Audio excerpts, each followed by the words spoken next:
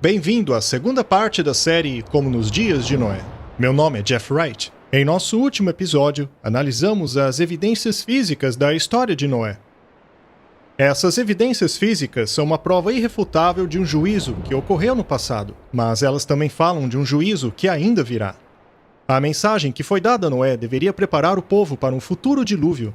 E no final dos tempos, no capítulo 14 de Apocalipse, versos 6 a 9, Deus envia mais uma mensagem com um novo alerta de juízo. Esta é a mensagem de Noé para a última geração. Ela consiste de 3 mensagens dadas por 3 anjos, e por isso é conhecida como a mensagem dos 3 anjos. O propósito das 3 mensagens angélicas é alertar o mundo acerca das questões que existirão no fim dos tempos. Sabemos que as 3 mensagens angélicas são a última mensagem de Deus para o mundo, porque assim que o terceiro anjo proclama sua mensagem, em Apocalipse 14, a cena seguinte é a de Jesus sentado numa nuvem com uma foice na mão, e a terra está madura. Ele vem para a colheita dos justos e dos ímpios. A história da Arca, basicamente, é um paralelo às 3 mensagens angélicas. É uma mensagem para os últimos tempos e, na verdade, é uma mensagem que prepara o mundo para a vinda de Cristo. E o que vai acontecer com as pessoas que ouvirem as 3 mensagens angélicas, mas rejeitam as 3 mensagens angélicas? Bem, o fato é que vai acontecer o mesmo dos dias de Noé. A possibilidade de viver para sempre depende da aceitação das 3 mensagens angélicas no fim dos tempos. Aqueles que rejeitarem a mensagem se perderão. É simples.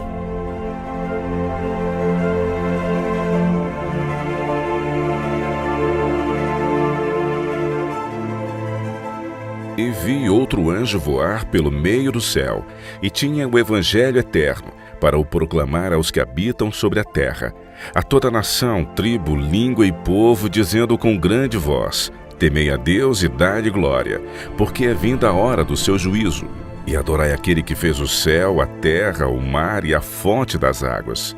Pois é chegada a hora do seu juízo. Essa mensagem do anjo. É chegada a hora do seu juízo.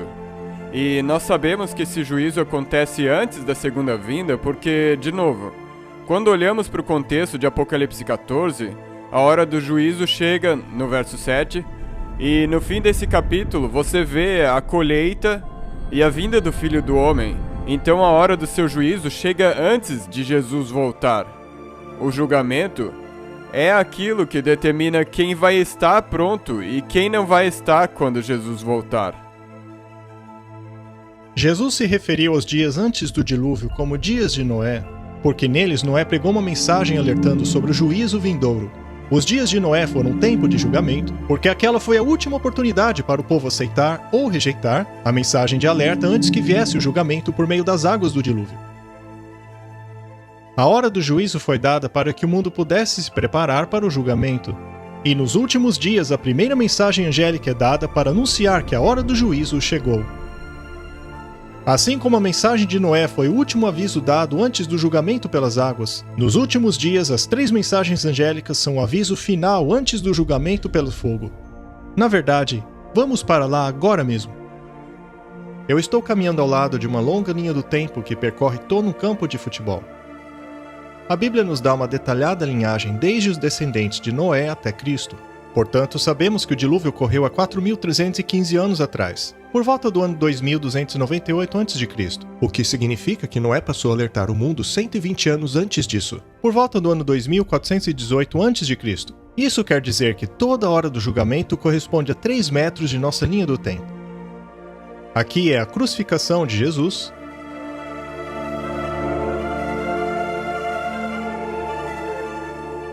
Aqui estamos nós no fim do campo. Uma vez que ainda não temos uma data, vamos dizer que esse ponto marca o início da última hora de julgamento.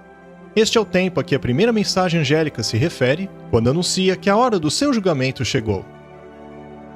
Como a mensagem de Noé foi enviada para alertar o mundo sobre o dilúvio vindouro, as 3 mensagens angélicas passam a dar o último aviso ao mundo, a fim de preparar os habitantes da Terra para o último juízo por meio do fogo. Assim, esta data marca o início dos dias de Noé para o tempo do fim. Para entender quando essas mensagens passariam a ser anunciadas, devemos considerar uma profecia do Antigo Testamento. E para isso voltaremos a 1816. Foi neste ano que um homem chamado Guilherme Miller passou a estudar o livro de Daniel. E quão surpreso ele ficou ao descobrir que esse livro revela o ano exato do início do último julgamento.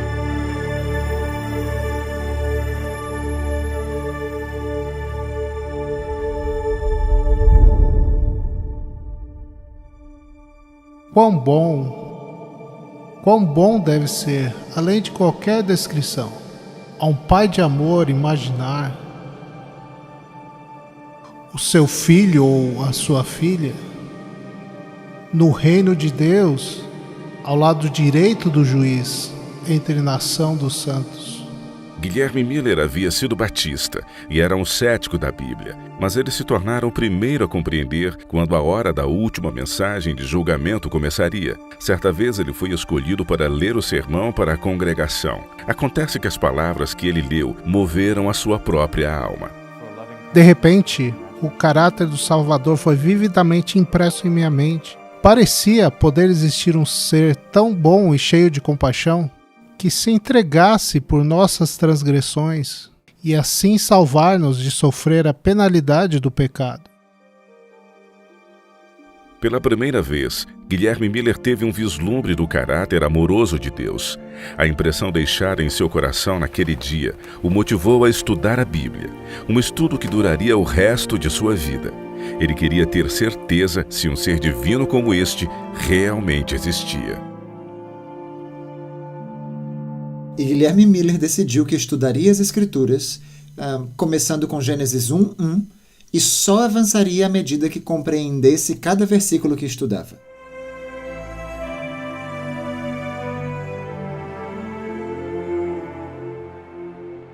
Ele passou a estudar sistematicamente a sua Bíblia, dia e noite. Ele queria saber por si mesmo o que a Bíblia ensina, sem ser influenciado por outros. Ele então se deparou com uma profecia do livro de Daniel, o que fala sobre a purificação de um santuário.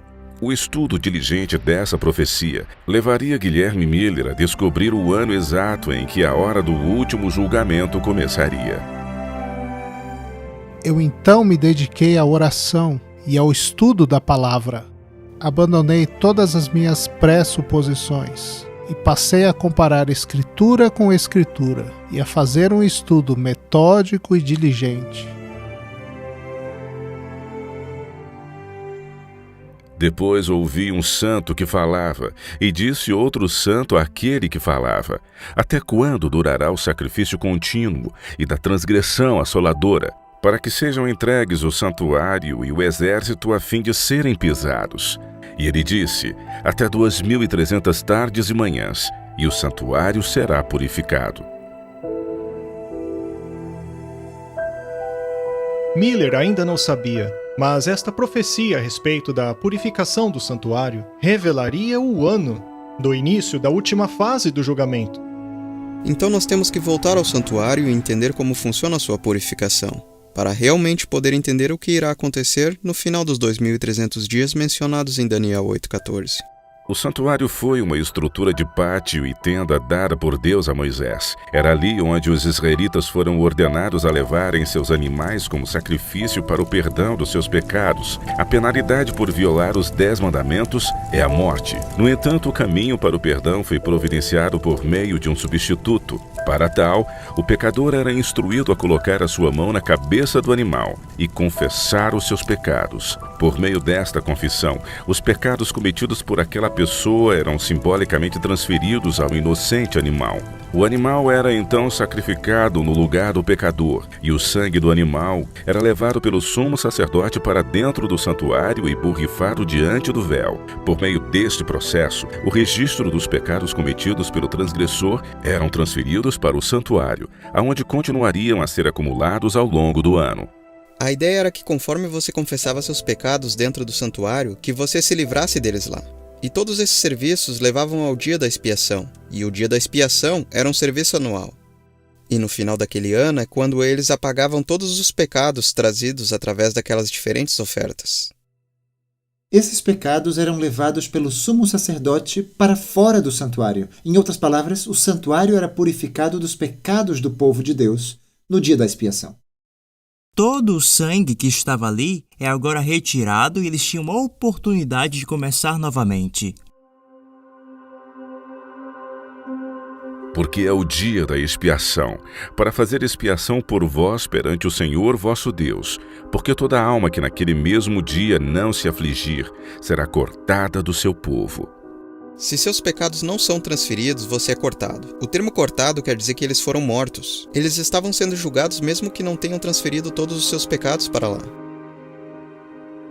Guilherme Miller foi capaz de perceber isso, quando ele leu em Daniel capítulo 8, que havia essa purificação, que era uma mensagem de juízo. Se alguém não houvesse transferido todos os seus pecados para o santuário ao final do dia da expiação e o santuário fosse purificado, essa pessoa teria que arcar com a penalidade do seu próprio pecado, que é a morte. Esse é o significado do termo cortado. Nos dias de Noé, assim como no dia da expiação, ocorreu um julgamento a fim de separar o culpado do inocente. Deus fez uma aliança com Noé, e aqueles que não entrassem no relacionamento desta aliança para receberem perdão de Deus eram cortados. E se eu convosco estabeleço a minha aliança, que toda a carne não será mais cortada pelas águas do dilúvio, e que não haverá mais dilúvio para destruir a terra. Então, o dia da expiação seria equivalente à mensagem da hora do juízo que Noé pregou em seus dias. Compreendendo que o dia da expiação e a purificação do santuário se referiam ao dia do julgamento, Guilherme Miller se voltou para a profecia de Daniel, que diz: até 2.300 tardes e manhãs e o santuário será purificado. Ele compreendeu que esta profecia aponta para o tempo em que teria início o último julgamento da terra. Quando Guilherme viu esta relação, ele concluiu que a primeira mensagem angélica que diz é chegada a hora do seu juízo, começaria quando o santuário fosse purificado ao final da profecia dos 2.300 dias dada por Daniel. 2.300 dias. Ao analisar aquela profecia e aplicar nela o entendimento comum da época de que a purificação do santuário, mencionada em Daniel 8,14, representava a purificação da terra pelo fogo, ou seja, a segunda vinda, ela então atribuiu a segunda vinda de Cristo ao final dos 2.300 dias, quando o santuário seria purificado. Concluí estarmos chegando ao provável tempo de cumprimento. E como Deus não daria a nós uma revelação inútil, eu considero que elas nos estejam conduzindo a um tempo em que podemos aguardar confiantemente na vinda do chefe de 10 milhares, aquele que é grandemente desejável. Esta profecia é de grande significado para nós que vivemos nos últimos dias, já que ela revela o início do último julgamento. Guilherme Miller não tinha ideia do que descobriria ao tentar calcular esta profecia. Outros já haviam tentado decifrá-la, mas ela ainda permanecia um mistério. Ninguém sabia quando os 2.300 dias acabariam, porque ninguém sabia quando começavam.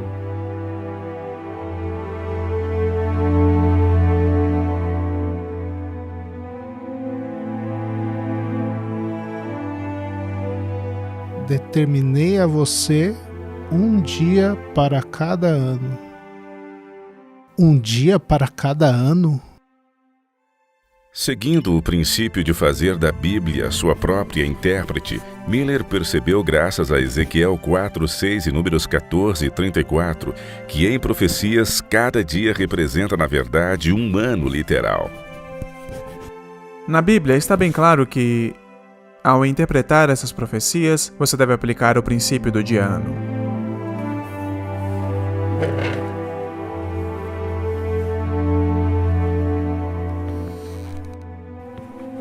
Ao compreender que a profecia dos 2.300 dias se tratava, na verdade, de 2.300 anos, ele sabia que este período iria muito além do tempo de Cristo e do santuário judeu, que foi destruído no ano 70 depois de Cristo. Isto deixou Guilherme Miller profundamente impactado. Ele tinha que descobrir o significado da profecia. Ele conhecia a sua duração, mas não sabia quando ela começava.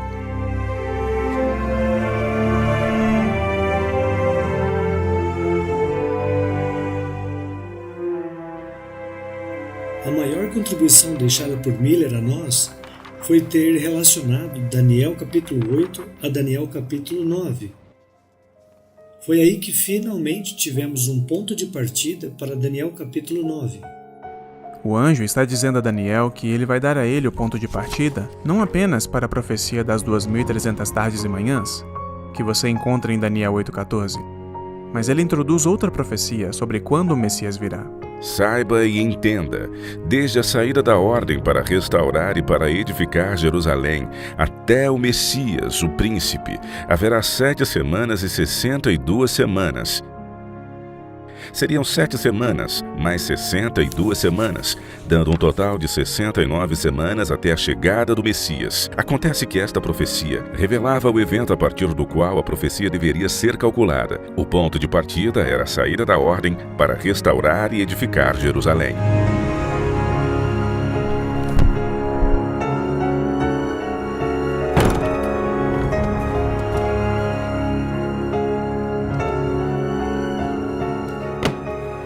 Cheio de zelo e fervor para compreender essa profecia, Miller procurou saber em qual ano foi dada a ordem para restaurar e edificar Jerusalém. Miller dedicou dias e noites inteiras de estudo para compreender aquilo que lhe parecia ser de tremenda importância. Seu esforço foi recompensado. Ele encontrou a ordem para restaurar e edificar Jerusalém no 7º capítulo de Esdras. Por mim se decreta que no meu reino todo aquele que do povo de Israel e dos seus sacerdotes e levitas, que quiser ir contigo a Jerusalém, que vá. A ordem foi dada pelo rei Artaxerxes I durante o 7º ano de seu reinado. Sabe, Deus é tão bom que, quando Ele dá uma profecia importante na Bíblia, bem na profecia, Ele vai nos dar uma evidência para que não haja dúvida sobre a data. Da mesma forma, no livro de Esdras, Ele nos diz, bem no livro de Esdras, que haveria um decreto, que seria o ponto de partida. Miller descobriu que o reinado de Artaxerxes I começou no ano 464 a.C. O 7º ano de seu reinado foi o ano 457 a.C.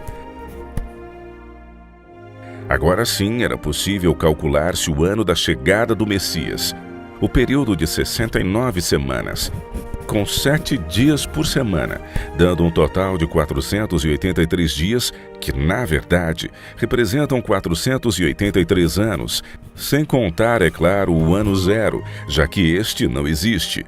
Então, a partir da ordem dada para a restauração de Jerusalém, Miller avança 483 anos, chegando na data de 27 depois de Cristo.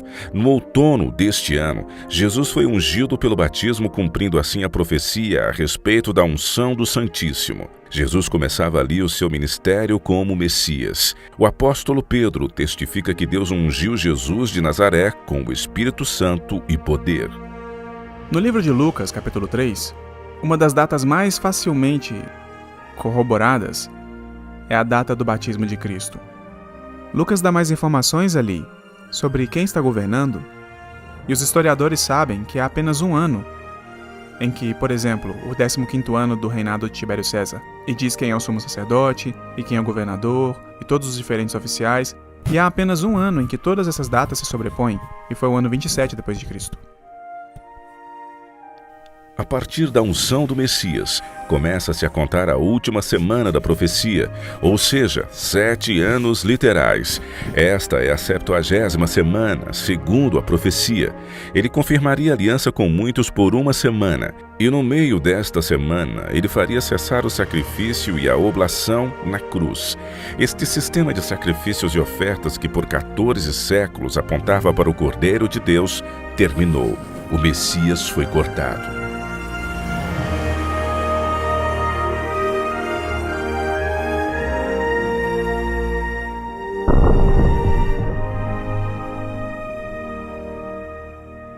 Eu sou um cristão judeu, a minha mãe ela era judia. E eu sei que há alguns livros na Bíblia que os judeus ortodoxos proíbem os seus seguidores de estudar. Um deles sendo Daniel, capítulo 9, que fala claramente do mandamento para reconstruir Jerusalém até o Messias. E eles sabem que isso se alinha quando você usa a profecia de um dia para um ano, isso se alinha perfeitamente com Jesus. E então isso causa certa consternação a eles quando os judeus estudam isso e descobrem e aceitam Jesus como Messias.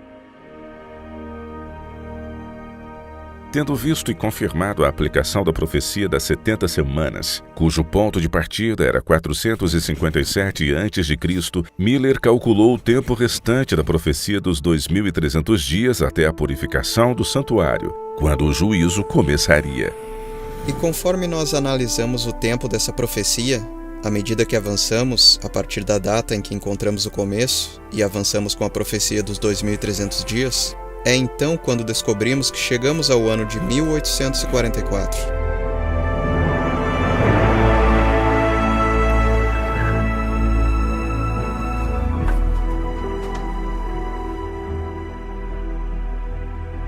Miller descobriu que os 2.300 dias de Daniel 8,14 terminariam no ano de 1844, ainda em seu tempo de vida. Eu não preciso sequer mencionar a alegria que tomou meu coração em vista desse prospecto maravilhoso, tampouco anseio de minha alma para fazer parte da alegria dos remidos. Agora a Bíblia era para mim um novo livro. Ela tornou-se um banquete da razão. Tudo que era obscuro, místico para mim em seus ensinos, foi dissipado em minha mente diante da clara luz que agora brilhava em suas páginas sagradas. Oh, quão gloriosa e brilhante era a verdade! Apesar de suas conclusões, Miller hesitou em apresentá-las, com receio de que estivessem erradas e assim acabar induzindo os outros ao erro. Mas 5 anos de fervoroso estudo o deixaram completamente convencido de sua conclusão. Em vista desta certeza, sua alma encheu-se de zelo e empolgação, o que resultaria em dezenas de milhares de batismos como resultado de suas pregações. Nós estamos familiarizados com a história de Guilherme Miller, mas ele não foi o único e também não aconteceu apenas nos Estados Unidos. Outros também chegaram a conclusões semelhantes. Por exemplo, Joseph Wolff, que foi um judeu convertido ao cristianismo, Edward Irving, que foi um habilidoso pregador na Inglaterra, que naquela época também defendia a breve vinda de Jesus. Ele valeu-se de muitos argumentos utilizados por Robert Winter, que também estava na Inglaterra naquela época. Manuel de Lacanza foi um sacerdote jesuíta. Ele escreveu um livro sobre a volta de Jesus naquela época, dizendo que o evento estava para acontecer. Ele também tinha o mesmo raciocínio. Temos também Johann Bingel, um ministro na Alemanha que tinha pensamentos semelhantes e que pregava essa mensagem pela Alemanha. Havia ministros de todas as denominações imagináveis na Nova Inglaterra que estavam trabalhando com Guilherme Miller na proclamação dessa mensagem. Havia crianças que não tinham conhecimento, não sabiam escrever nem ler, mas elas não apenas falavam em nome de Cristo e da verdade presente, elas também cantavam hinos que não conheciam. Na Suécia, onde as leis proibiam o ensino de qualquer coisa contrária à Igreja do Estado, Deus falou de maneira milagrosa por meio até mesmo de crianças. No verão de 1843, uma pequena menina que nunca aprendeu a ler ou a cantar levantou-se e cantou perfeitamente um hino luterano. E então, com grande poder, proclamou que a hora de seu juízo havia chegado. Houve um despertamento não apenas no Nordeste dos Estados Unidos, mas também em muitas outras partes do mundo, o que deu mais provas a Guilherme Miller de que ele estava no caminho certo, porque essa profecia estava sendo cumprida. Estava sendo anunciado de que a hora do juízo de Deus havia chegado. As profecias de Daniel se encaixam perfeitamente. Começando pelo decreto de Artaxerxes em 457 a.C., a profecia aponta para o batismo de Jesus no ano 27 depois de Cristo e para sua morte na metade da semana 70. Este cálculo aponta perfeitamente para o primeiro chamado de Jesus, e assim valida de maneira inquestionável o ano de 1844 como ano do início da hora do julgamento. Mas Jesus não voltou naquele ano como todos acreditavam, então, o que houve de errado? Os estudantes da Bíblia passaram a olhar o assunto com mais cuidado, pois obviamente algo não havia saído conforme o esperado. Pela primeira vez, eles viram claramente que essa profecia falava do santuário. Eles achavam que era a terra, mas a verdade é que eles cometeram um equívoco, pois se o santuário fosse purificado ao final dos 2.300 dias, então a pergunta era: qual santuário? Há um grande perigo em não entendermos as profecias corretamente, pois quando elas não se cumprem da maneira que esperamos, passamos por um grande desapontamento. Esse desapontamento é proporcional à sua expectativa, e isso pode levar muitas pessoas a perderem a fé. No dia seguinte, Iran Edson e seu amigo Crozier caminhavam em meio ao milharal para evitarem a zombaria. Ambos haviam sido grandes proponentes das conclusões de Miller e da mensagem do Advento, quando Jesus não retornou na data em que esperavam. Ambos se esforçavam para compreender o que havia dado errado. Eles estavam a caminho de visitar alguns dos outros irmãos, que também ficaram muito tristes pelo fato de Cristo não ter vindo. Eles esperavam que ele viesse em 1844, mas ele não veio.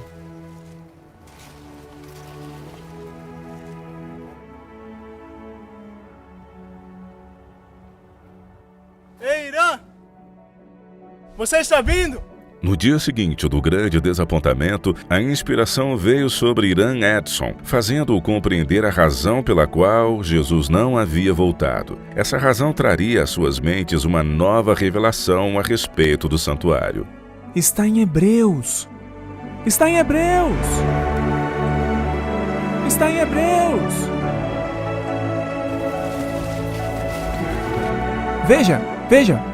Veja! Olha só, capítulo 8, versículo 1. Temos um sumo sacerdote tal que está sentado nos céus, à destra do trono da majestade, ministro do santuário e do verdadeiro tabernáculo, o qual o Senhor fundou, e não o homem. Viu? O santuário é no céu. É mesmo? E eles ficaram muito animados com isso e disseram: nós não erramos a data, nós erramos o evento. A purificação do santuário não era esse santuário terrestre, mas o santuário celestial. A terra não deveria ser compreendida como santuário, mas eles foram influenciados pelo pensamento comum da época. Então, que santuário seria purificado? Foi aí que eles voltaram sua atenção para os livros de Hebreus e Apocalipse, que trazem mais luz sobre o santuário celestial. A Bíblia é realmente muito clara que existe um santuário celestial, mas eles não foram capazes de reconhecer isso. O santuário era, na verdade, um modelo em escala que Deus mostrou a Moisés no monte. Em outras palavras, é uma miniatura do verdadeiro santuário no céu. Tudo o que eles faziam no santuário terrestre apenas apontava para as coisas que aconteceriam no santuário celestial. Mas vindo o Cristo, o sumo sacerdote dos bens futuros, por um maior e mais perfeito tabernáculo, não feito por mãos, isto é, não desta criação, nem por sangue de bodes e bezerros, mas por seu próprio sangue, entrou uma vez no santuário, havendo efetuado uma eterna redenção por nós. Após ressuscitar e ascender ao céu, Jesus foi para dentro do lugar santo, que é o primeiro compartimento do santuário celestial. Assim como o sacerdote do Antigo Testamento, que entrava no santuário todos os dias para interceder pelos pecados de Israel, Jesus entrou no lugar santo do santuário celestial para interceder em favor daqueles que creem nele. Mas no segundo, apenas o sumo sacerdote uma vez por ano. No dia da expiação em que o santuário seria purificado, o sumo sacerdote entrava no lugar santíssimo para executar a obra do juízo. Como cumprimento da profecia dos 2300 anos, Jesus, nosso sumo sacerdote, entrou no lugar santíssimo para purificar o santuário celestial dos pecados da humanidade. Essa é a obra de Jesus no santuário celeste hoje, o juízo. Então, conforme Jesus se move para o lugar santíssimo em 1844, isso significa que hoje, já que já passamos de 1844, nós, na verdade, estamos naquele período de tempo do julgamento. Nós estamos agora vivendo no último dia da expiação, onde o santuário está sendo purificado. Deveríamos estar em harmonia com a obra de nosso sumo sacerdote no santuário celeste, ao desempenhar sua obra de juízo. Jesus é o nosso grande sumo sacerdote no santuário celestial, porque não temos um sumo sacerdote que não possa compadecer-se de nossas fraquezas. Nestas palavras, vemos que Jesus sente as enfermidades de toda a raça humana, a perda de um ente querido, o desespero da solidão, o medo, o sofrimento dos inválidos, a aflição dos doentes. Tudo isto é sentido pelo nosso sumo sacerdote celestial.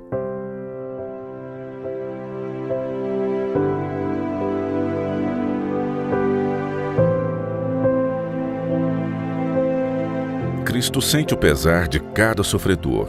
Quando a febre arde em nosso corpo, ele sente a agonia. Jesus simpatiza com o sofrimento da raça humana. E durante a hora do juízo, nós devemos nos simpatizar com Jesus, em seu esforço de nos livrar do pecado e trazer alívio à família humana. Ao participarmos dessa obra, nós aliviamos o sofrimento de Jesus que disse: "Quando o fizestes a um destes meus pequeninos irmãos, a mim o fizestes."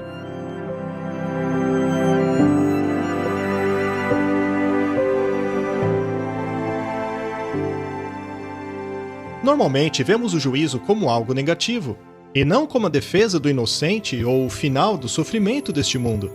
Ou mesmo pela nossa falta de fé, temos medo de ficar de fora da arca. Veremos agora o que a arca representa para aqueles que vivem nos últimos dias e como podemos entrar nela. Ao conhecermos esta verdade, a dúvida irá embora e, como Noé, acharemos descanso na arca. Não temeremos mais o juízo vindouro. Muitos procuram voltar no tempo em suas mentes, na tentativa de imaginar como foi a pregação de Noé para o mundo. Ironicamente, os dias de Noé eram apenas um símbolo do tempo em que vivemos agora mesmo. Nós estamos vivendo nos dias de Noé hoje.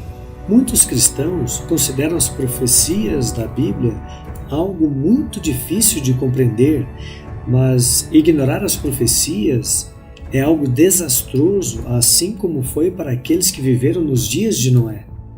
E isso deveria fazer sentido para todos, pois a Bíblia diz: "Eis que cedo venho e o meu galardão está comigo." Bem, se o Senhor está recompensando a todos quando Ele vem, alguma investigação ocorre antes que Ele venha. E é isso que esse julgamento pré-advento significa realmente. É que há um tempo de juízo que acontece e estamos vivendo nesse tempo agora.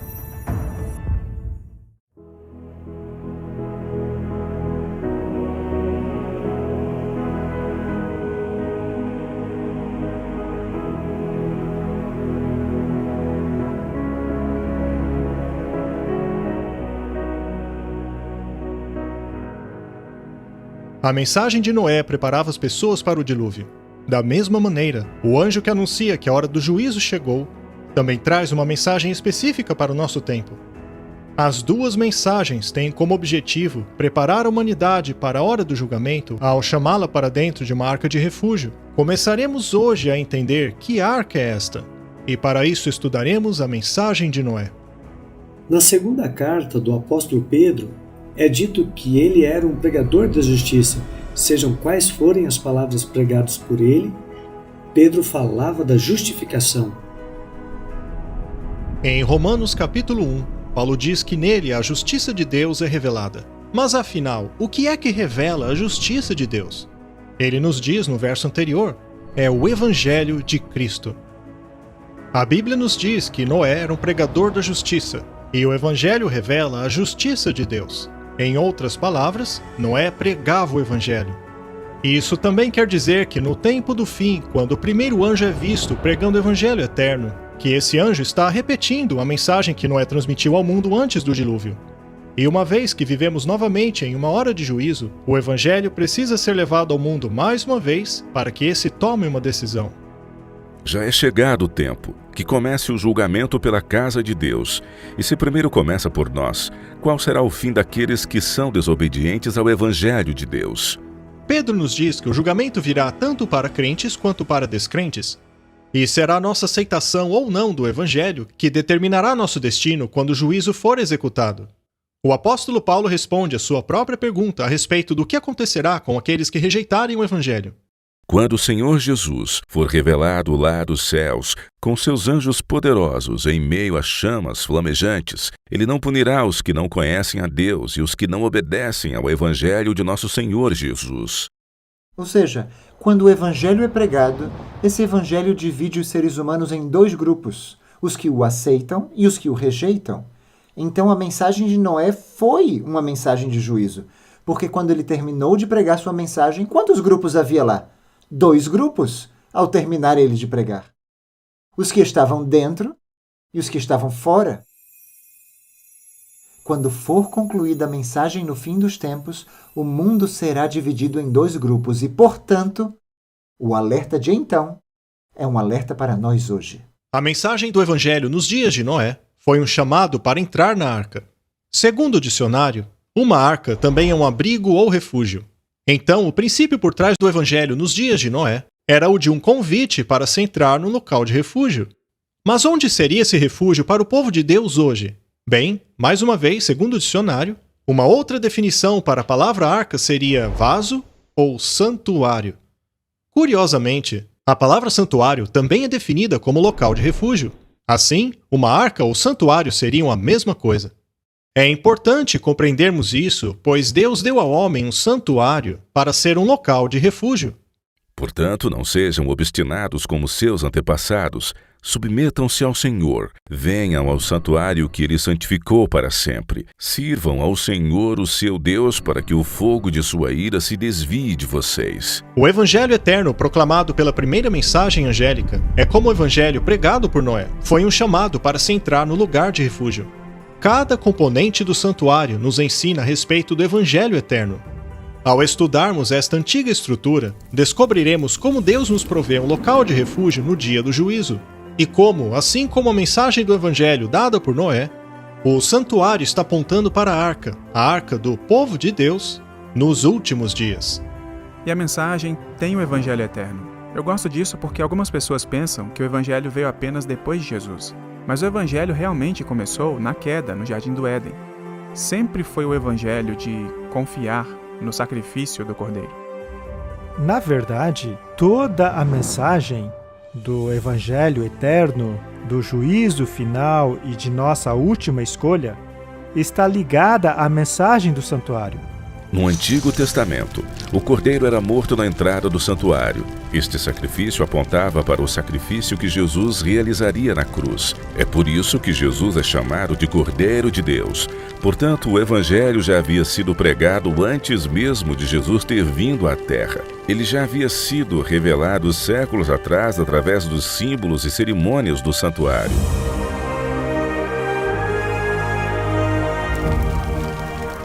Cada um dos artigos do santuário representava um aspecto específico do plano da salvação. Há muita verdade bíblica que se reflete nesses símbolos tridimensionais.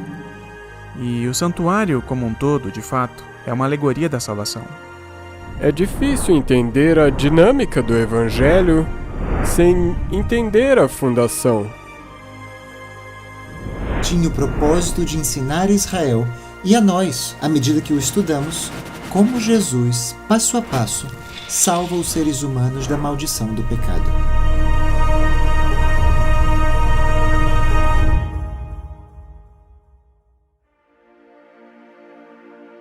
O teu caminho, ó Senhor, está no santuário. era ali onde o cordeiro era sacrificado. Você vai direto através das cortinas do portão e o que você vê ali é o lugar do sacrifício. Você tem o lugar do sacrifício, que é o altar, representando a cruz. E o altar de sacrifícios era o lugar onde os animais eram sacrificados diariamente, e os filhos de Israel deveriam entender que ele apontava para o Messias que viria e morreria pelos pecados do mundo. E se você der a volta naquele móvel, o próximo móvel que você verá no pátio será o lavatório. E ela tinha água, e os sacerdotes se lavavam ali. E isso representa o batismo. Mas quando você entra na próxima parte do santuário, que é o lugar santo, você verá que há 3 peças de móveis lá. Os pães da proposição representam a palavra de Deus. Nem só de pão viverá o homem, mas de toda palavra que sai da boca de Deus. Então Deus está nos dizendo: a sua vida espiritual é dependente da ingestão da palavra de Deus. E então temos aquele altar de incenso, que representava as orações que subiriam à presença de Deus. Em Apocalipse capítulo 8, verso de 1 a 3, a Bíblia nos diz que um anjo está diante de Deus com esse incenso, que é um símbolo que nos mostra como nossas orações sobem até o trono de Deus. Bem, é por meio de Cristo e seus méritos e seu nome que oramos, e nossas orações se tornam aceitáveis para Deus. Havia o candelabro, que representa a iluminação de ser uma testemunha, deixar sua luz brilhar. E Deus está dizendo: você é minha luz, e eu quero te usar como uma testemunha, para que através de você o mundo possa ver o que eu fiz. E agora, os últimos 4 metros estão separados por um véu, e assim que você entra para o lugar santíssimo, você se depara com o trono de Deus. E era aí que se encontrava a Arca da Aliança. Tudo estava centrado na Arca da Aliança. E é aqui que a presença de Deus habitava dentro do santuário, que é onde a lei de Deus estava presente. Em Deuteronômio, diz que Deus escreveu os 10 mandamentos em tábuas de pedra, e que os 10 mandamentos eram sua aliança. Ele vos anunciou a sua aliança, que vos ordenou cumprir os 10 mandamentos, e os escreveu em 2 tábuas de pedra. Uma aliança é um contrato, é simplesmente uma promessa. Deus prometeu salvar aqueles que entrassem na arca. E a mensagem do Evangelho, ilustrada pelo santuário, nos aponta para a aliança que contém a promessa de misericórdia divina. Deus prometeu mostrar misericórdia aos milhares que o amassem e guardassem os seus mandamentos. Você vê, foi na promessa de misericórdia dada nesta aliança que o povo de Deus encontrou a fonte de seu refúgio. A promessa se encontra na arca. E lembre que a palavra arca é compreendida como local de refúgio. Portanto, ao falarmos da Arca da Aliança, ela deve ser vista como local de refúgio. Fazer parte da aliança nos traz segurança. Para ilustrar isso, há uma interessante história no Antigo Testamento sobre um rei chamado Ezequias. Ele reconheceu a aliança de Deus como fonte de refúgio ao proferir as seguintes palavras ao sacerdote de Israel: Está em meu coração que façamos uma aliança com o Senhor Deus de Israel, para que se desvie de nós o ardor da sua ira. Ao chamar o povo para fazer parte da aliança, o rei estava pregando o Evangelho. E antes do dilúvio, quando Noé pregava o Evangelho, ele também estava convidando o povo a entrar no refúgio da aliança. Nós vemos isso em Gênesis, capítulo 6. Mas contigo estabelecerei a minha aliança, e entrarás na arca. Neste verso, Deus apresenta o termo entrar na arca como sinônimo de entrar na aliança. A entrada de Noé na arca é um símbolo da entrada na aliança da graça.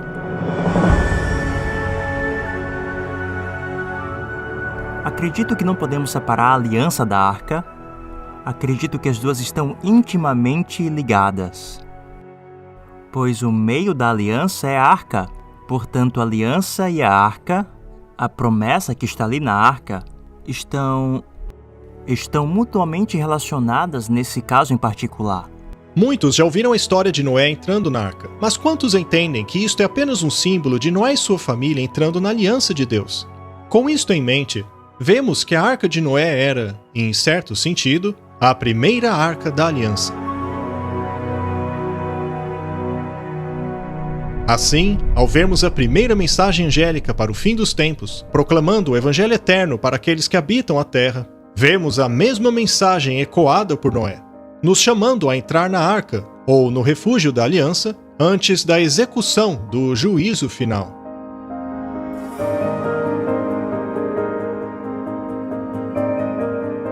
Porque ele veio para julgar a terra. Ele julgará o mundo com justiça.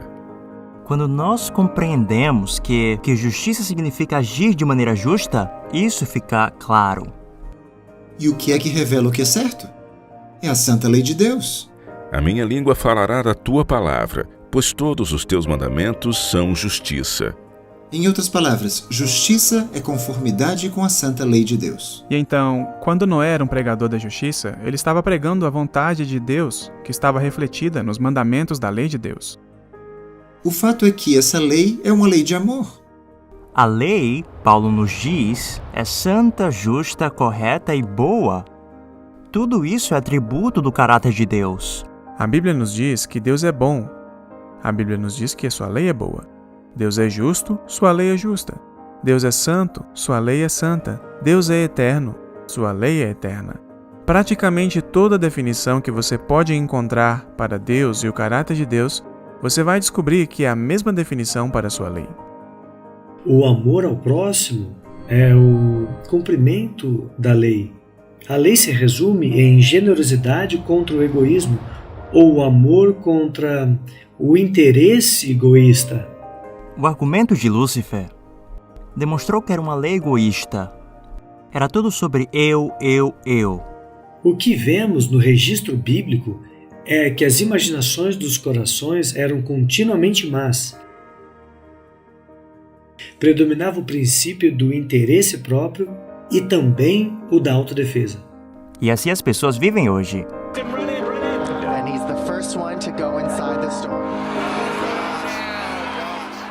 Quem pode conseguir mais? Quem pode fazer mais? Quem pode ter mais? O que quer que seja, tudo a respeito de mim. O que eu ganho com isso? Isso é o que importa para as pessoas. O cristianismo, por outro lado, o cristianismo verdadeiro, trata de como eu posso servir e ser uma bênção para outros. Levai as cargas uns dos outros, e assim cumprireis a lei de Cristo. Então, quando rejeitamos a lei de Deus, nós estamos vivendo vidas malignas e egoístas. E não importa o que possamos dizer, o egoísmo é pecado. Pecar é quebrar a lei, o que sempre resulta em morte. Portanto, a lei não foi criada apenas porque um dia Deus estava entediado sem ter o que fazer. A lei foi criada porque ela é a única maneira de preservar as boas coisas que Ele deu a nós. O propósito dos 10 mandamentos é preservar o altruísmo na terra. As inúmeras facetas do egoísmo humano têm conduzido o nosso mundo a caminhos insustentáveis de dor, sofrimento e tristeza, deixando claro que o nosso egoísmo nos levará inevitavelmente à autodestruição.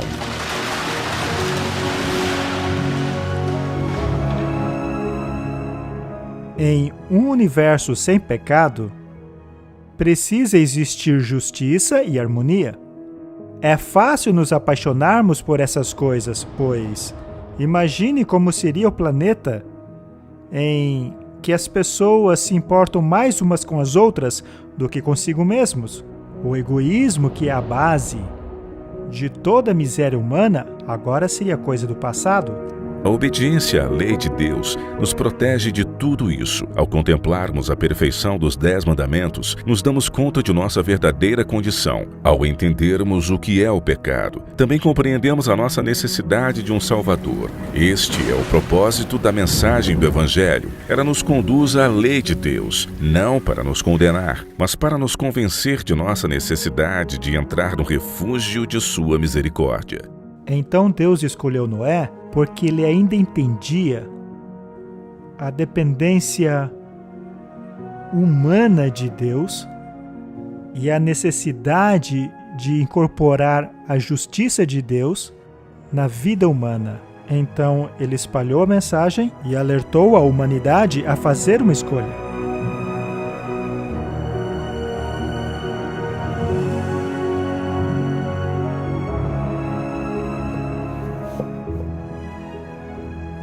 A lei dos homens é a norma para os tribunais deste mundo. Já a lei de Deus é a norma do julgamento para o tribunal celestial. A lei de Deus é a transcrição de seu caráter altruísta. Todos nós fomos destituídos desse amor desinteressado. Fomos todos dominados pelo egoísmo. Nesta aliança, Deus faz duas grandes promessas para restaurar o caráter do homem do egoísmo do pecado. Esta é a minha aliança com eles, quando eu remover os seus pecados. O propósito do juízo nos dias de Noé, assim como no nosso, é purificar a terra do pecado sem nos destruir. Ao remover os registros do pecado do homem e ao restaurar o amor desinteressado no caráter do homem, Deus pode destruir o pecado na terra e preservar a vida daqueles que foram restaurados pela sua promessa. Desta maneira, a promessa de misericórdia e a promessa da restauração são para todos que a receberem na arca do refúgio. O santuário revela como Deus cumprirá essas duas promessas em nós. Os 10 mandamentos nos apontam para Jesus, que disse: Eu tenho guardado os mandamentos de meu Pai, a fim de oferecer a sua vida perfeita como substituta pelos pecados da humanidade. Jesus deixou a presença de Deus e seu trono no céu para vir para a terra, a fim de oferecer a sua vida perfeita como substituta pelos pecados da humanidade. O candelabro também aponta para Jesus, que disse: Eu sou a luz do mundo. Quem me segue não andará em trevas, mas terá a luz da vida. O altar de incenso também aponta para Jesus, que tornou-se o intercessor de nossas orações. Ele disse: Eu sou o caminho, a verdade e a vida. Ninguém vem ao Pai senão por mim. Jesus também é o pão da vida, que disse: Eu sou o pão que desceu do céu. Jesus tornou-se a água viva. Tornou-se também o Cordeiro de Deus que tira o pecado do mundo. O santuário revela o caminho trilhado por Jesus desde o momento em que deixou seu trono no céu e veio para a terra a fim de encontrar o homem na cruz. Agora eu entro pela porta do santuário e vejo a cruz. E pela fé eu entrego a minha vida a Jesus. Ao sermos perdoados, somos libertos da punição por quebrar a lei de Deus. Esse processo pelo qual Jesus deixou o trono celestial e veio à terra para morrer em nosso lugar para que obtivéssemos misericórdia, se chama justificação. Justificação significa que quando eu me arrependo, eu confesso o meu pecado e confio na vida e morte de Jesus Cristo, que viveu e morreu em meu lugar. E se sou realmente sincero, Jesus toma sua vida e sua morte, aplicando-as ao meu registro, e eu sou visto como se nunca tivesse pecado. O próprio fato de Noé ter sacrificado um cordeiro após o dilúvio não era apenas um sinal de adoração, mas era um sinal de apelo à redenção de seus pecados e dos pecados de sua família. E é isso que todos nós podemos fazer. Todo crente pode continuamente recorrer a esse cordeiro para obter perdão. Esta aliança é a promessa de Deus de misericórdia ao homem. Por meio desta misericórdia, o homem é justificado e tratado como se nunca tivesse pecado. Eu gosto de colocar da seguinte maneira: Deus olha para mim como se eu nunca tivesse pecado. No entanto, esse é o início da vida cristã. Mas não acaba aqui. Muitas pessoas querem parar na cruz, mas precisamos continuar avançando. Quando o cristão aceita Jesus, ele passa pelo batismo, representado aqui pelo lavatório. O batismo é o reconhecimento público da morte da antiga natureza pecaminosa e um compromisso a uma nova vida purificada em Cristo. O pão do santuário representa o nosso estudo da Bíblia, a palavra de Deus. Jesus disse: Nem só de pão viverá o homem, mas de toda palavra que procede da boca de Deus. Assim como dependemos de comida para viver, dependemos de sua palavra para obtermos vida espiritual em nossa alma. Jesus habilita o cristão a ter um relacionamento direto com o Pai através da oração.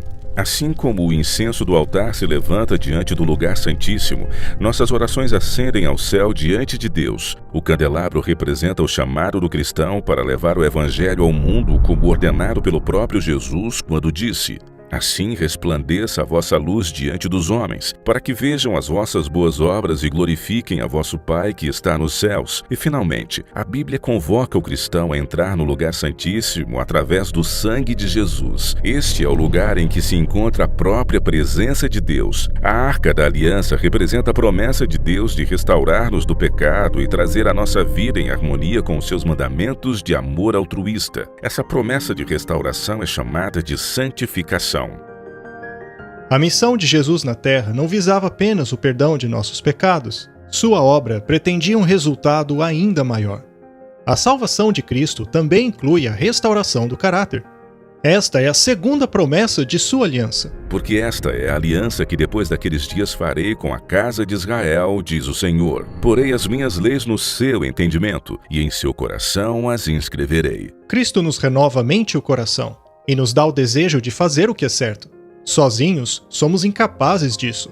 Quando o pecador encontra o Cordeiro de Deus no altar do sacrifício, o esforço humano se une ao poder de Deus. Jesus nos dá a vontade, Ele nos dá o poder. Com a nossa cooperação voluntária, começa a obra de restauração de nosso caráter.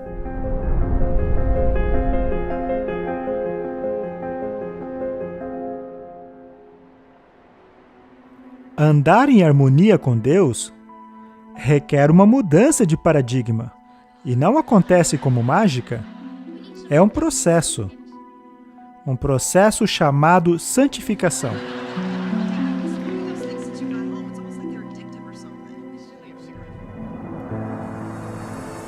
Santificação é o processo pelo qual Deus nos livra da nossa iniquidade.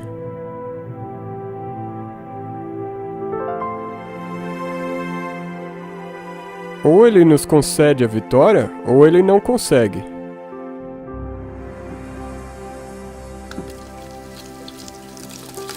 Por meio do santuário, vemos a obra do Evangelho na jornada de Cristo, desde a sua saída do trono celestial até a cruz, a fim de oferecer misericórdia ao homem e o perdão dos seus pecados e a unir o seu divino poder ao homem caído. Vemos a restauração do caráter do homem, através da jornada da cruz até o refúgio da aliança. Estas são as duas promessas que mostram como Deus cumpre a sua aliança de salvar o homem do pecado. Em vez de estar escrita meramente em tábuas de pedra, Deus pega os 10 mandamentos e os escreve nas tábuas do coração, para que nos deleitemos em fazer a vontade de Deus.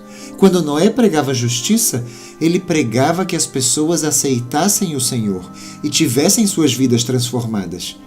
A vida delas tinha que ser justa, não era somente mude de pensamento, mas continue se comportando como antes.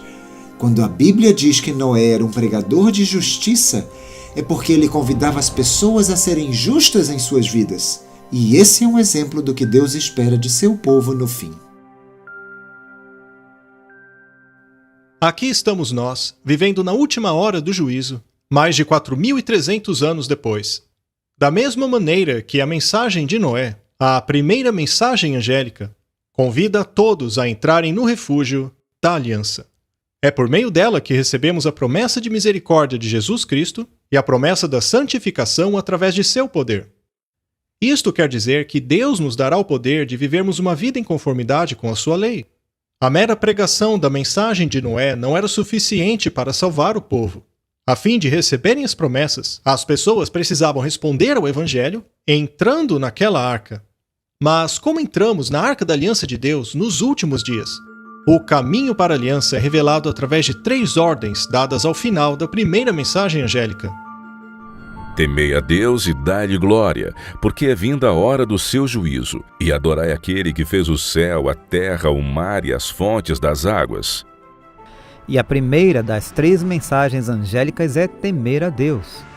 Não um medo de receio, mas reverência a Deus. O que está muitas vezes relacionado no Antigo Testamento com a guarda dos mandamentos de Deus. De tudo o que se tem ouvido, o fim é: teme a Deus e guarda os seus mandamentos, pois esse é o dever de todo homem.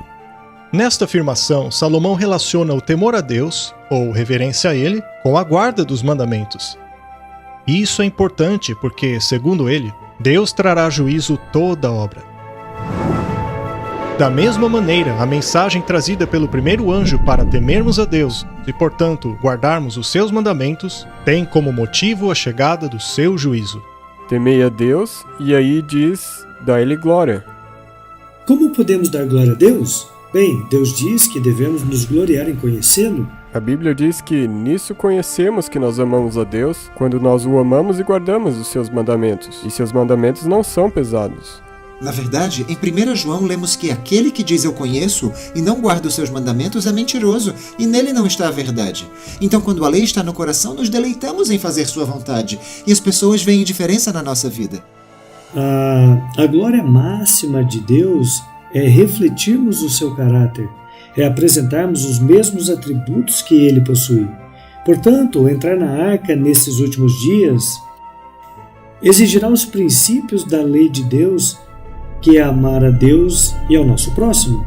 A manifestação de seu caráter é como nós o glorificamos. Não se trata de salvação pelas obras, é apenas uma manifestação do princípio do amor. O amor de Deus deve ser manifestado através de nós. Isso só pode acontecer se formos despojados de todo egoísmo. E em vez de sermos motivados pelo egoísmo e amor por nós mesmos, quando nos apaixonamos pelo Senhor e somos motivados pelo amor a Ele e pelo amor a Deus, estaremos obedecendo a sua lei. Colocá-lo acima de nosso próprio interesse, esse é o caráter de Deus. É disso que se trata. E em suas leis, Ele não nos pede para fazer nada que Ele mesmo não faz. Ele pede para que vivamos do mesmo jeito que Ele vive. Devemos refletir os seus atributos.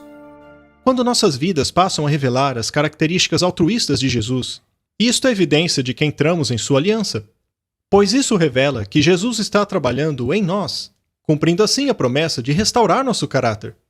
Isto glorifica a Deus, pois demonstra que Ele é capaz de cumprir a promessa de nos restaurar.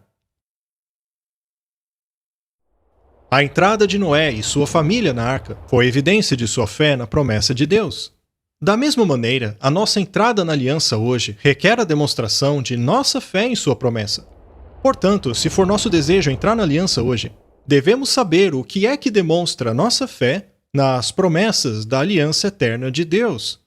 A resposta está na última ordem da primeira mensagem angélica.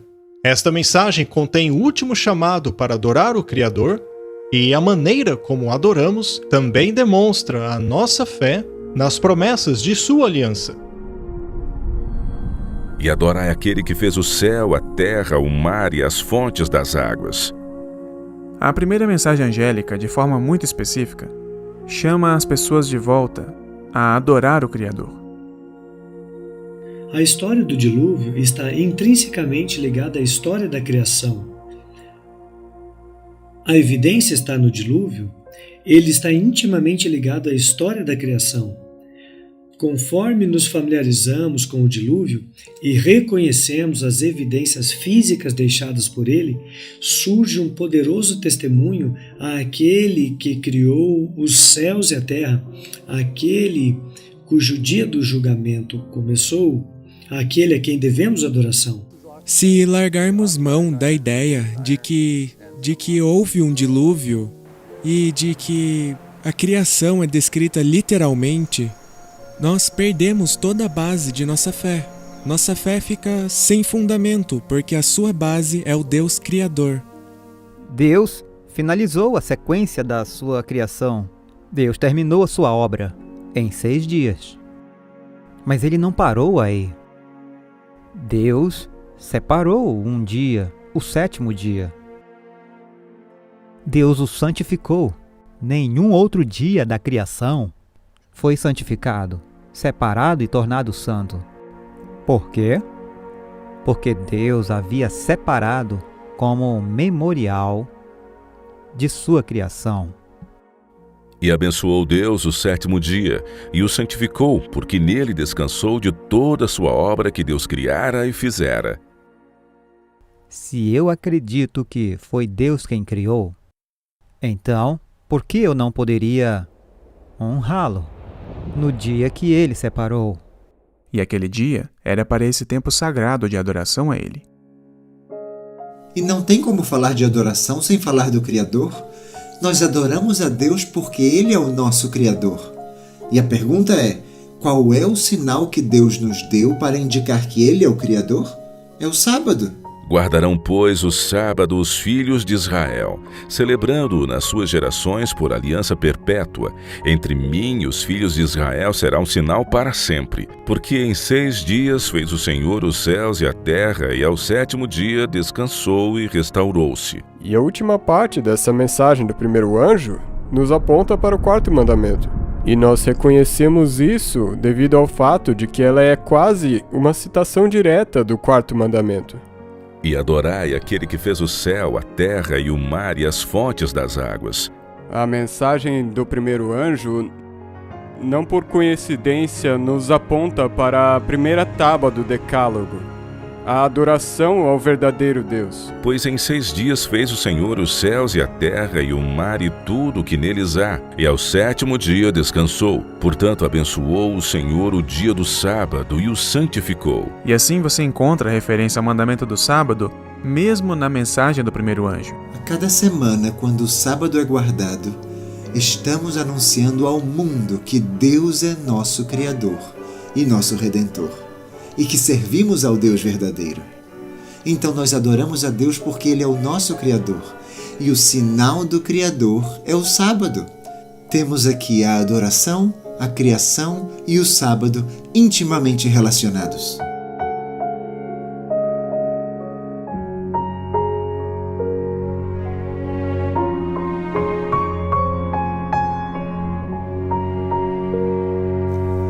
Temos 2 visões de mundo diferentes colidindo bem de perto no fim dos tempos.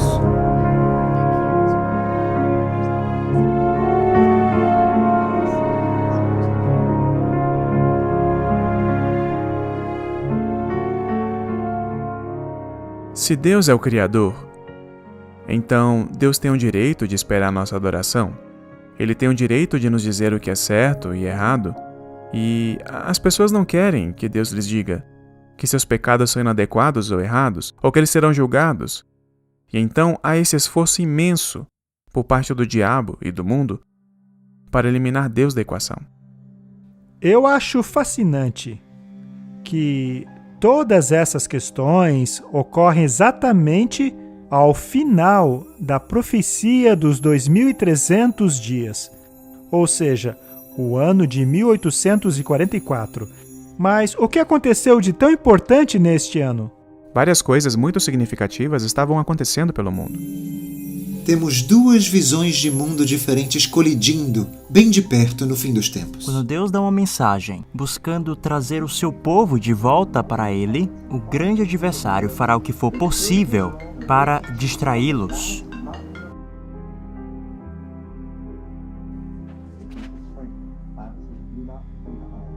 Eu não tenho dúvidas de que Satanás sabia que haveria um movimento que surgiria ao final da profecia das 2300 tardes e manhãs, que atrairia a atenção das pessoas ao Criador, ao seu sábado, à purificação do santuário, etc. Então, enquanto as pessoas estavam se preparando para o iminente retorno de Cristo, havia outras forças em conflito com essa mensagem. Eu creio que a Era da Razão, do Iluminismo, foi a tentativa preventiva de Satanás de tentar destruir o que a profecia dizia que aconteceria no início do século XIX.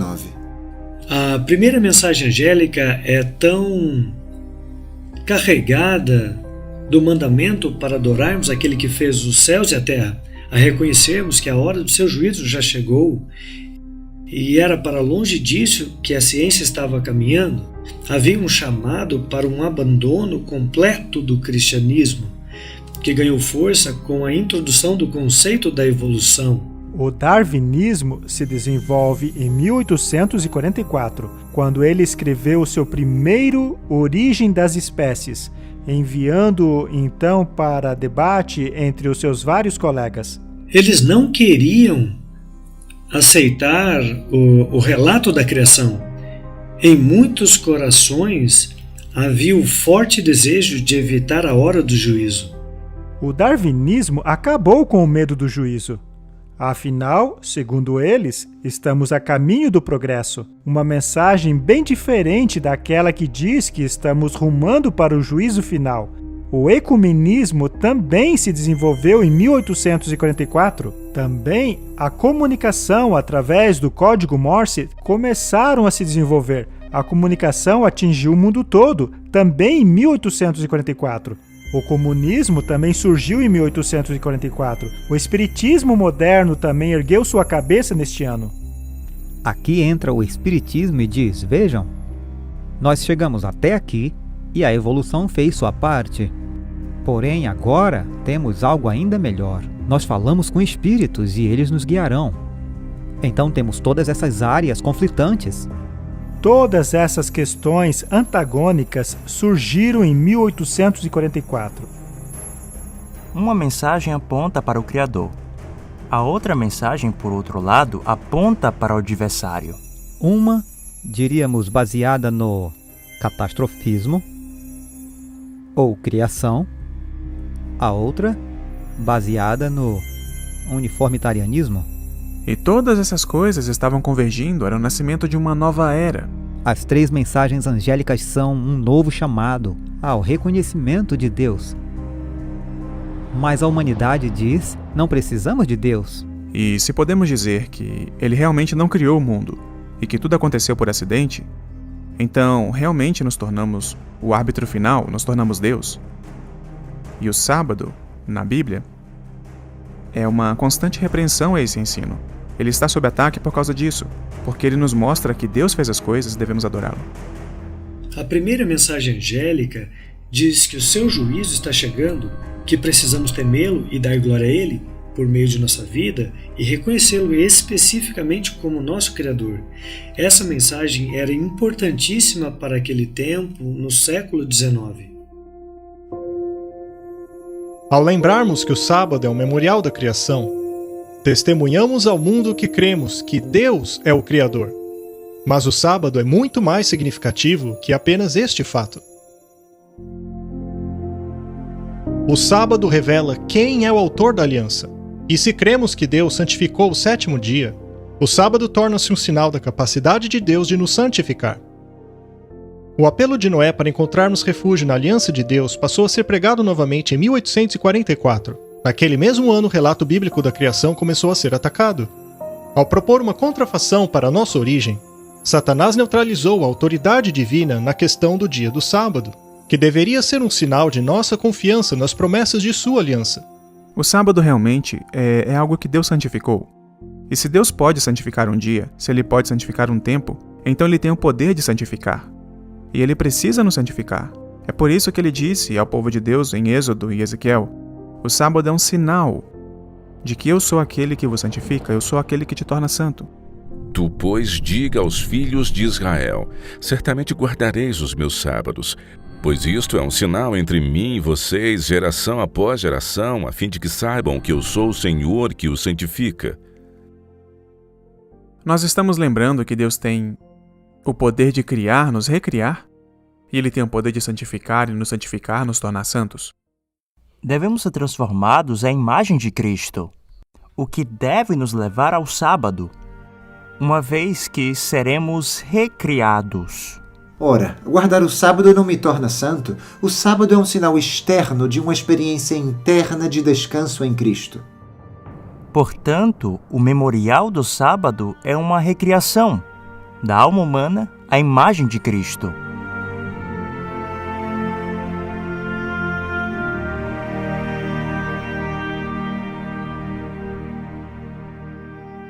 A própria razão pela qual Deus nos deu o sábado revela sua importância. Ele disse que o sábado foi dado para que soubéssemos que é Ele que nos santifica. Eu sempre digo que o sábado é um sinal externo de uma obra interna. Guardar o sábado é o sinal de que reconhecemos que somente Deus pode nos santificar, o que também quer dizer que reconhecemos que as nossas obras não podem nos salvar. Ao longo do Antigo Testamento, os israelitas não compreenderam isso. E quando Deus lhes deu a sua aliança no Monte Sinai, o povo respondeu dizendo: tudo que o Senhor Deus ordenar, nós faremos. Logo após fazerem essa promessa, eles a quebraram. O problema da antiga aliança é que ela foi baseada na promessa do homem, como se esse pudesse santificar-se pelos seus próprios esforços. É por isso que lemos que Deus achou o povo em falta. E então ele disse: eis que virão os dias, declara o Senhor, em que farei uma nova aliança. Esta nova aliança menciona a lei de Deus, que são os 10 mandamentos, mas agora é baseada na promessa de Deus. Ele agora diz: eu colocarei as minhas leis em suas mentes e as escreverei em seus corações. O homem nada pode fazer para salvar-se. É por isso que Jesus oferece uma aliança melhor, estabelecida sob melhores promessas, estabelecida pelas promessas de Cristo. A partir de uma perspectiva espiritual, estamos dizendo: Senhor, não podemos nos salvar. Guardando o sábado por meios temporais aqui neste planeta semana após semana, demonstramos que confiamos em Deus, que Ele fará tudo o que prometeu. É uma analogia da nossa entrada no descanso de Cristo e que acreditamos que a sua justiça é adequada. E a ideia do sábado é ser um sinal entre Deus e o seu povo, de maneira que aqueles que guardam o sábado, aqueles que cessam suas atividades, em outras palavras, aqueles que param de tentar salvar a si mesmos e olham para a aliança da graça, aceitando-a. Esse é o sentido do sábado.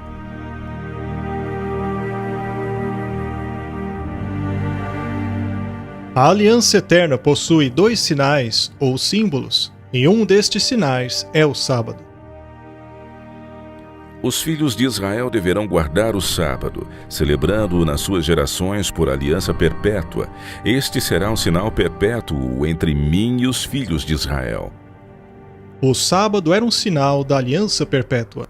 A palavra utilizada para perpétua é a palavra eterna.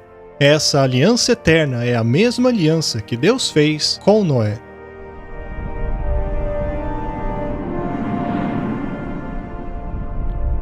E o arco estará nas nuvens, e eu verei para me lembrar da aliança eterna entre Deus e toda a alma vivente de toda a carne que está sobre a terra. E disse Deus a Noé: Este é o sinal da aliança que tenho estabelecido entre mim e toda a carne que está sobre a terra.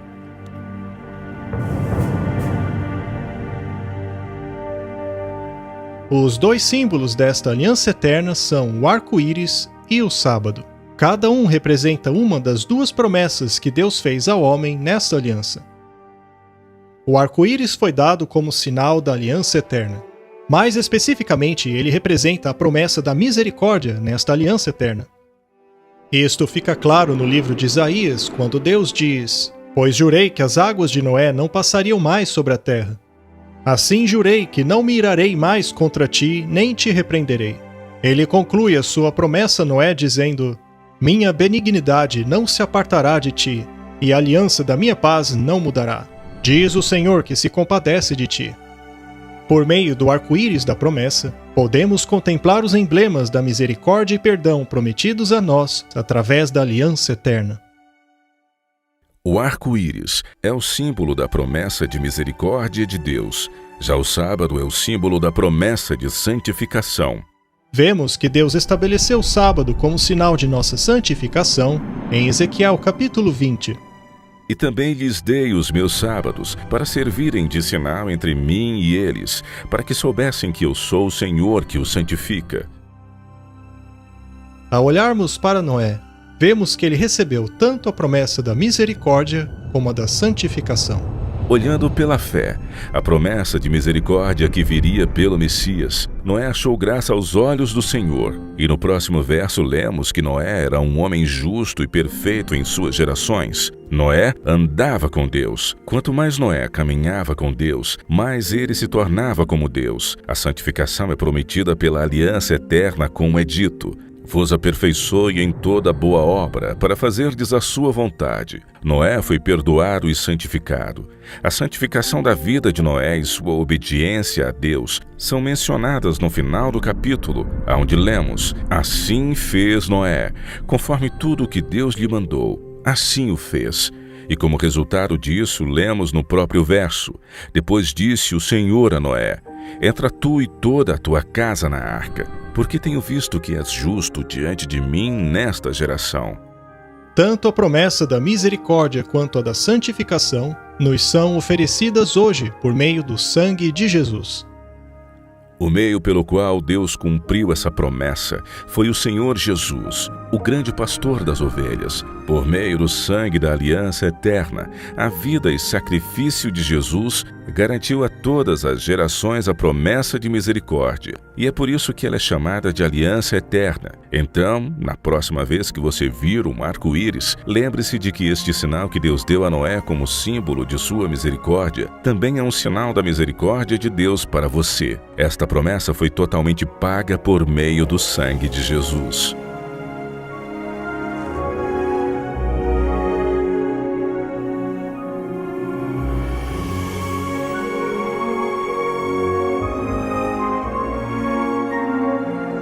O sábado e o arco-íris são belos emblemas da aliança eterna que Jesus deseja firmar conosco.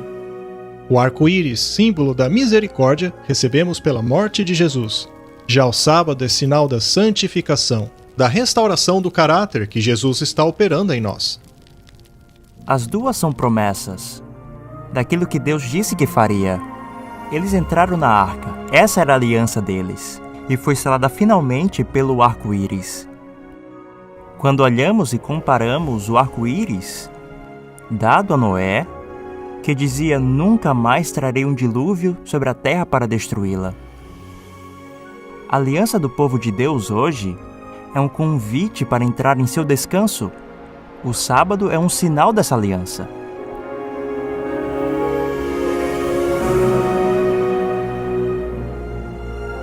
Desde o início até o fim, a aliança eterna é o meio pelo qual Deus opera a salvação do homem. Deus tornou o sábado o sinal desta aliança. É por isso que no Antigo Testamento aqueles que não eram parte da nação de Israel poderiam adentrar no refúgio da aliança eterna através da guarda do sábado. O sábado não é o sábado exclusivamente para os judeus. Em Isaías 56 diz que a minha casa será chamada casa de oração para todos os povos, até mesmo para os gentios.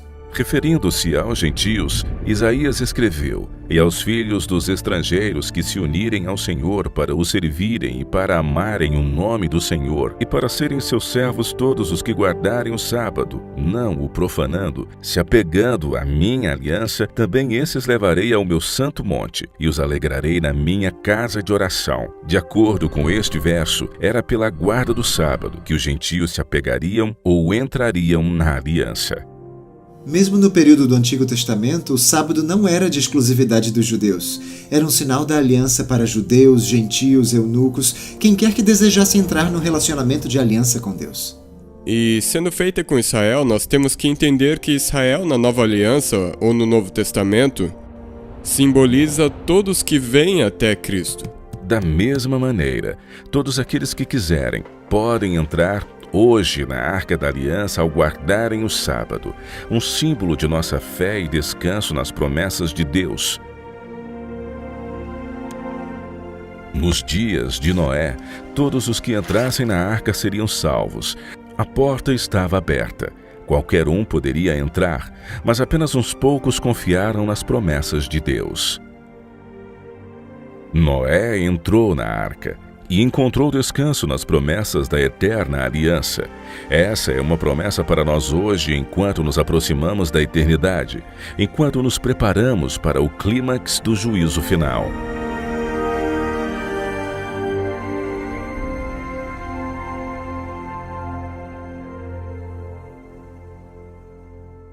Você já imaginou estar vivo nos dias de Noé?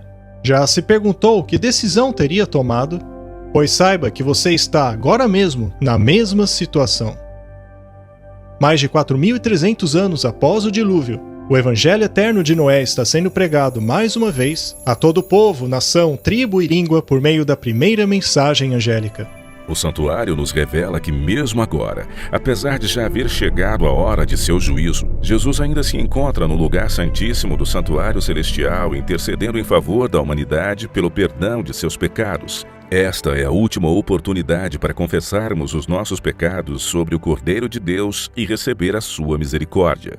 Essa é a nossa última chance de atravessar com Jesus o seu santuário, de entrar no refúgio da aliança eterna. O nome de Noé significa literalmente descanso, e ao levantar o seu braço e apontar para a entrada da arca, ele apontava para o único lugar onde as pessoas poderiam encontrar descanso no juízo. E este local de descanso se encontra nas promessas da aliança eterna, confirmada pelo sangue de Jesus. Hoje, a primeira mensagem angélica dirige a nossa atenção para o sábado, quando nos ordena a adorar aquele que fez o céu, a terra e o mar. É lembrando do sábado e o santificando que também podemos entrar na arca da aliança eterna e recebermos o descanso da promessa de Deus.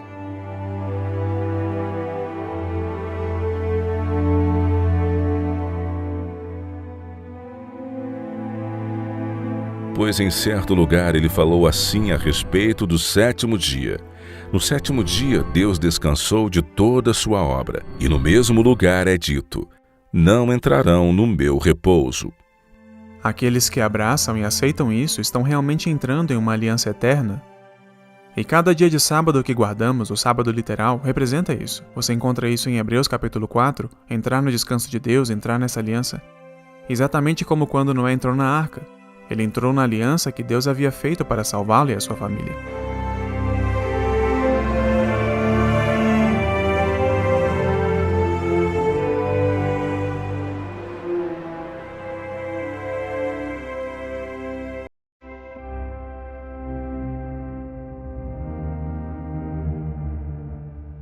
Enquanto Noé chamava o povo para entrar no refúgio da arca e aceitarem a aliança eterna de Deus, ele certamente ouviu centenas de desculpas como, por exemplo, ora, Deus não julga as pessoas, ele é um Deus de amor, jamais destruiria o mundo. Ou então que tudo continuava o mesmo desde o princípio, não havia razão para se preocupar. Deus não vai destruir o mundo com dilúvio. Estas desculpas impediram as pessoas de entrarem na arca. O mesmo acontece hoje. Um grande número de desculpas e razões impedirá a maioria das pessoas de entrarem na arca da aliança eterna. No entanto, muitos buscam a Deus em sinceridade. Mas para estas pessoas, Satanás está preparando um outro engano, uma falsa aliança. Segundo a Bíblia, toda a humanidade abraçará esta falsa aliança. Mesmo agora, a maior parte do cristianismo tem colocado sua fé nestas falsas promessas. No entanto, Deus não permitirá que aqueles que estão buscando sinceramente a verdade sejam enganados por esta falsidade. Então, em seu amor, Jesus envia mais um anjo com uma outra mensagem, desta vez para o seu próprio povo. Esta é a segunda mensagem angélica.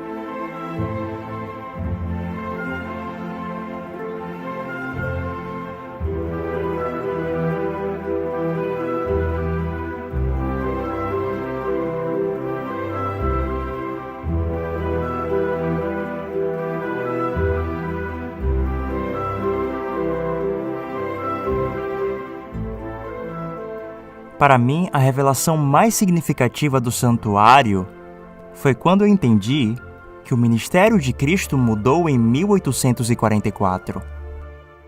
Quando eu entendi essa verdade, que a ideia do juízo investigativo era a respeito de um Deus que queria me salvar, que quer me preparar para a transladação. Isso me deixou perplexo, como nunca tinha ficado antes. Deus me advertiu, me mostrando o que significa ter um caráter idôneo, e que se eu me unir a Ele, e se eu tenho a fé de Jesus, e se guardo os mandamentos por meio dele, não por minhas próprias forças, mas sim uma manifestação daquele que mora dentro de mim. Como disse João Batista, é necessário que ele cresça e eu diminua. Se quero alcançar isso, não pode haver resquícios do meu eu. Muitos ensinam erroneamente que estamos melhorando, pois estamos caminhando com Cristo. Crescendo em graça e dessa maneira fico mais justo? Este é um pensamento errado. Isso é evolucionismo. Na verdade, estamos perdendo mais e mais do nosso eu à medida que permitimos que Cristo entre. Ele deve aumentar e eu diminuir. Quando eu vi isso, na mensagem do lugar santíssimo, pude ter uma apreciação pelo Deus que servimos, a qual nunca tinha tido antes.